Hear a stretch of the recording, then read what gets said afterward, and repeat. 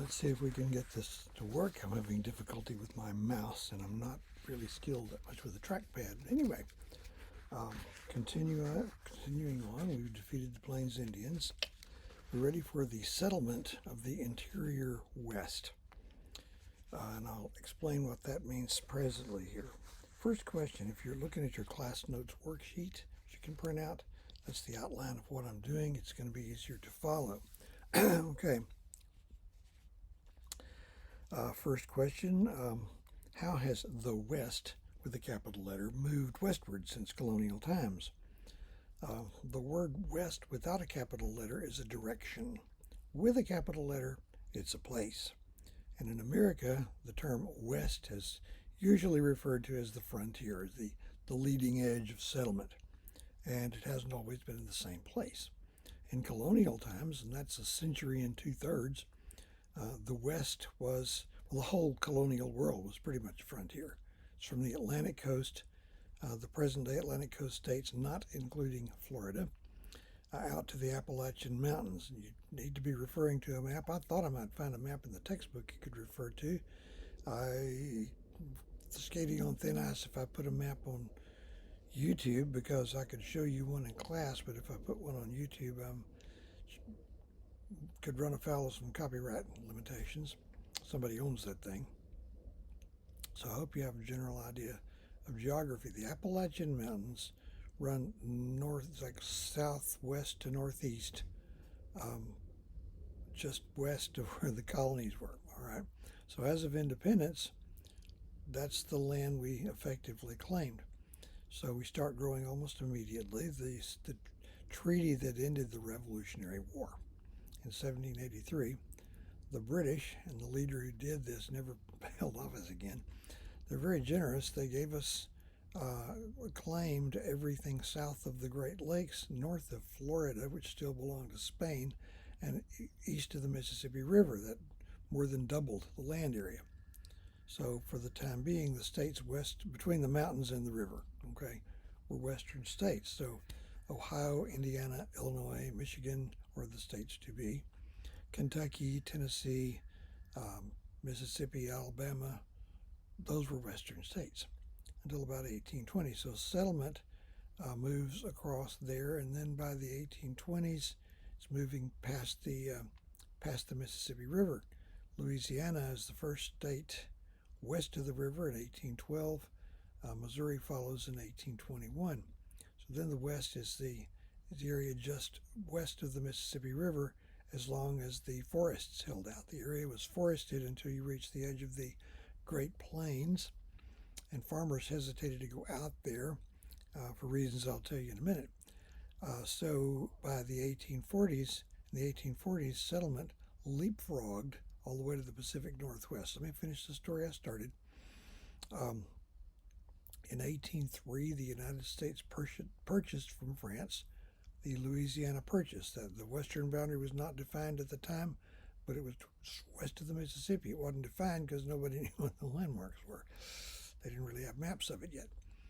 The boundary was defined 16 years later in 1819 with the treaty with Spain, and they also turned Florida over to us at that time. Still didn't have any Pacific Ocean frontage. So if you found in the textbook a map of the Louisiana Purchase, that's how far west we went. Things began to move in the 1840s when the United States settled an ongoing, well, they wanted a dispute. They settled with the British, where the U.S. acquired what is now the Pacific Northwest, the states, present-day states of Washington, Oregon, and Idaho. That's in 1846. At the time, we were fighting a full-dress war with Mexico, the Mexican-American War. The settlement of that gave the United States everything from the Rio Grande River, which goes all the way up into Colorado, and then due north to the 42nd parallel, there out to the Pacific. By the way, Oregon, that was our first Pacific Ocean frontage. We're almost done. In 1853, 80 years after the treaty ending the Revolutionary War, the U.S. government bought from Mexico for $10 million some land south of the Gila River, which currently makes up the southern part of Arizona. They bought it because it would be easier to build a railroad to the Pacific through there than it would be north of it. And Mexico just sold it to us, called the Gadsden Purchase. So there it is. Okay. But settlement, as I said, leapfrogged the Great Plains and the mountains and concentrated on the Pacific Northwest in the 1840s, people going up the Oregon Trail. The same year we acquired California from Mexico, gold was discovered in Northern California, and people began to flock out there in large numbers. California skipped the territory phase and became a state in 1850. I will be telling you that again later. Um, so the West Coast is being populated, leaving the interior west. That's going to be the Great Plains and the Rocky Mountains. So that's the last area to be settled. First of all, mountains don't contain large populations for the most part. There might be large cities, Denver, for example. I can't think of very many others. So it's just not suitable for large populations. The Great Plains, that's a little bit different story. It was just this limitless sea of grass, and maps labeled it the Great American Desert. If that's all the information you had, desert, you got a mental image of desert, don't you? So there's that. That discouraged people from trying it out. Even those who got that far immediately noticed the absence of trees. They assumed that if the soil were really fertile, there would be trees, wouldn't there? So they assumed that the soil was deficient. There's more. They were accustomed to cutting down trees to build their houses and their barns and their fences and burn as fuel. There's not any of that either. So you got to figure that out. So that's the last area to be settled, and it was not settled seriously until after the Civil War. So that's what we're looking at, settlement of that area. Okay, people don't usually just pick up and move just to be doing it. Most of the time when people move, it has something to do with economics, a job opportunity, business opportunity, something like that. Most of the time, not necessarily all. So the settlement of the interior West in the 19th century could be outlined as in terms of the industries that drew people out into that area. There are basically going to be four of them. One of them is ancillary or supportive. The class notes worksheet just lists three, but we're going to expand it to four here and now. So there are three industries that drew Anglos into that area, and we're going to take them in chronological order, keep the historical order right. The first one was not being a cowboy or a farmer, it was being a miner, mining industry, particularly, well, specifically precious metals. And so that drew a population that's more into the mountainous areas, actually. Hot on the heels of that, and while that's going on, you have the open range cattle industry. Supported by, and I've already left the one out, one I would have put second is railroading. Railroad companies are extending tracks through that area. It's a little bit complicated. They're building tracks where there really aren't any people, hoping that they can carry out a population on the trains. They did. But there wouldn't have been any point in having a cattle industry unless you had access to markets, which only railroads could provide. Same with farmers. Just sod-busting farmers move out there, and that's the last on the list. So we're going to take those one at a time. First of all, the mining industry. We've mentioned, or the California Gold Rush, which began in 1849. Very large numbers of people trekking out to California at a time when it was extremely difficult, expensive, long, and hazardous. The overland route from just from Missouri could take 6 months. People went out there anyway. But the two things: one, the California Gold Rush was the gold strike. Gold discovery is not a false alarm. More gold was mined in California in the single decade of the 1850s than had been mined in the entire planet for the previous 200 years. And it's not the only one. In the 1850s, 60s, and 70s, 30 years, the same scenario was reenacted time and time and time again. Every state from, let's say, New Mexico up through Colorado, Wyoming, Montana, the Dakotas, from there to the Pacific coast, the only state that did not have a serious discovery of either gold or silver or both was, I think, Utah. All the others did. So you keep having gold and silver rushes time and again. Again, usually in the mountainous regions. Somebody finds silver, flecks of silver, gold nuggets in the stream bed, whatever it is.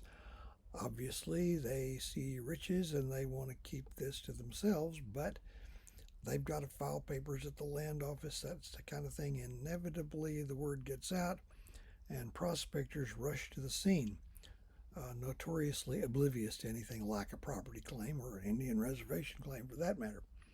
So at the first stage, it's just individuals. If you're out there, it's hard work, it's backbreaking work, but you're hunkered down by a stream bed holding what looks like a pie pan, metal pie plate, and you get up some water and dirt from the edge of the stream and slosh it around and pick out anything that looks shiny and stick it in your little leather pouch. And 5 or 6 days of backbreaking work could be enough to pay for a pretty good bender on Saturday night in the boomtown, and then Monday morning you're out starting all over again. So that's slow going, and nobody's going to get big rich. As I mentioned, boomtowns, they're going to sprout like mushrooms almost overnight. Tent cities, shoddy construction, and some people come to mine the gold, and others come to mine the miners. So boomtowns are characterized by the promise of easy money being made, by a rapid population increase, and a pretty much out of control law and order situation. All right, if there's really anything there, the next phase will be when a real mining company moves in, buys up the claims. The placer miners are replaced by professional miners, and they work the vein with up-to-date equipment. And the boomtown settles down. It's got brick buildings. It's got a mayor and a city council and a sheriff and a ordinance banning open carry. That's how the gunfight started, trying to disarm these guys. It's got up, houses and schools and a library and some churches and that kind of thing. Then eventually the vein will play out. There's only so much stuff there, at which point the mining company will fold up and move off somewhere else, and the boomtown, former boomtown, is left to find some new reason to exist. It's been running on the mine. Once that's gone, if it can't find any other economic reason to exist, it could end up as a ghost town. And way into the 20th century, there were still just empty ghost towns out in the West, slowly falling into ruin. We've got those in Texas, but we didn't ever find any gold or silver in Texas. If there's a reason for there still to be economic activity of some kind there, then the boomtown will continue on a smaller scale. If you've ever been up, say, Colorado Springs near Pikes Peak, and you drove off around behind Pikes Peak and back around there, there's some former boom towns there, Victor, Colorado, and Cripple Creek, Colorado, and they survived as tourist traps. And then casino gambling came in, and I think the old timers pretty much regret that. But there was a time when those two towns put together had 100,000 people.